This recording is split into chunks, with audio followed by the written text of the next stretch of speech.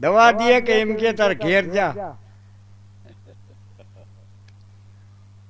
દ્રષ્ટાંત છે ને એ ડોક્ટર છે, બધાએ નાના મોટા કવિઓ આજ સુધી સમાજને દ્રષ્ટાંત દેતા આવ્યા છે.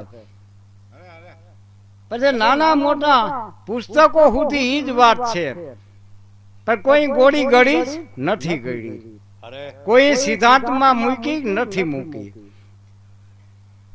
બહુ વડી વાત તો ભાઈ એ છે, આપણે જઈ દવાખાને એક દર્દી હોય ને બીજો ભેરો હોય, એની સારવારમાં પછી ઓલો ડોક્ટર કે આને 2 ઇન્જેક્શન આવ્યા હતા, સાહેબ 4 દઈ દો.